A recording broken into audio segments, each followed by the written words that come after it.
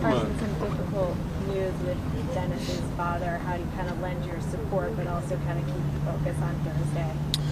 Yeah, tough situation obviously for Coach. Our team, got together and we're going to support him, do whatever he needs us to do, and right now that's prepare for this game and get ready for the Denver Broncos.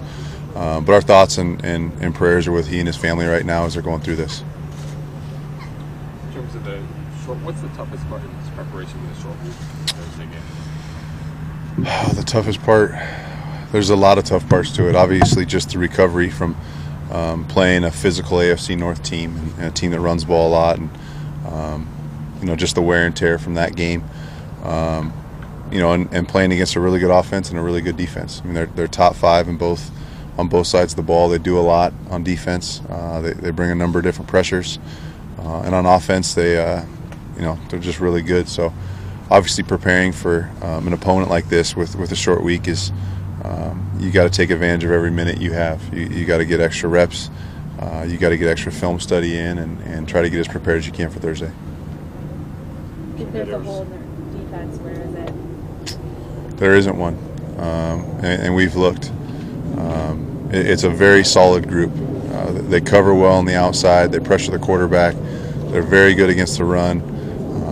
There's not a young guy that you want to take advantage of. It's just a very solid group from spot 1 to 11. I don't know if anybody asked this first, but how was it like preparing for a game with the coach not being here, with a personal tragedy of that nature? We've tried to block that out.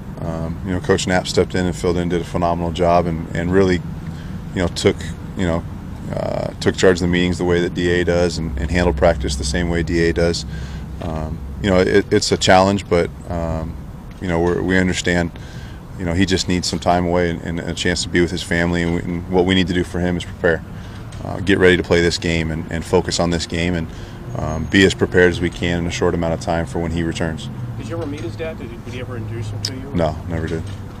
Coach Skipper was saying that Darren this week has the burst back that maybe didn't quite have last week when he was starting getting back out there. Have you noticed that? What is he going to bring to you guys? Yeah, I noticed it last week. He was starting to get it and showed it a number of different times. But he's back. He's ready to play. I can't wait to watch him.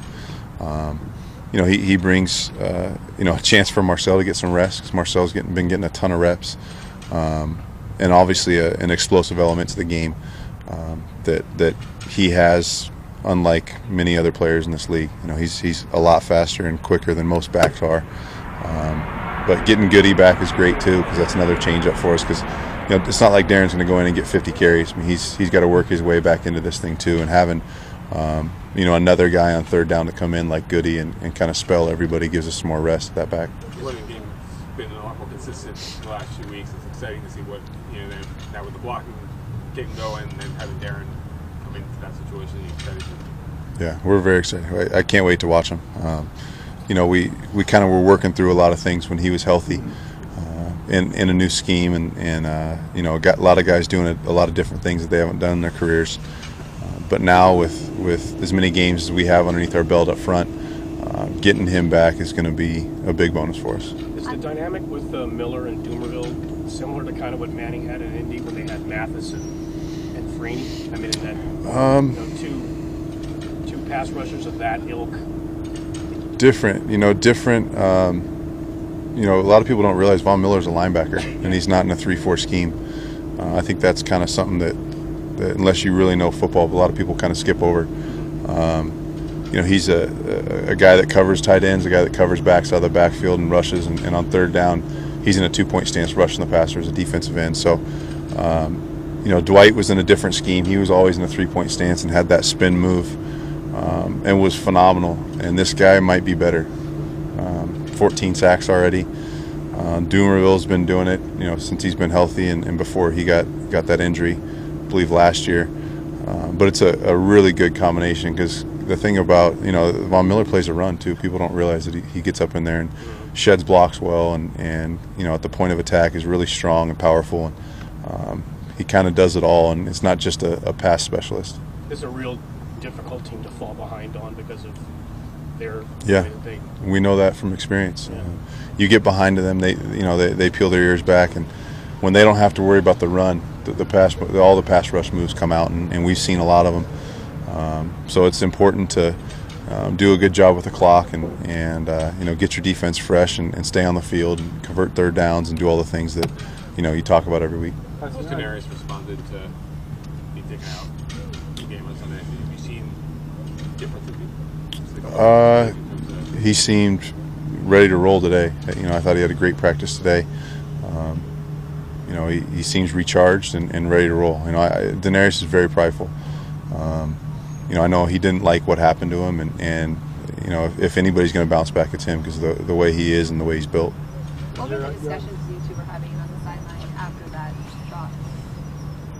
Areas of what are the ongoing discussions you've had with him when he has situations like that? Every guy's different. Every guy needs to hear a different thing, but I have the utmost respect for him and confidence in him.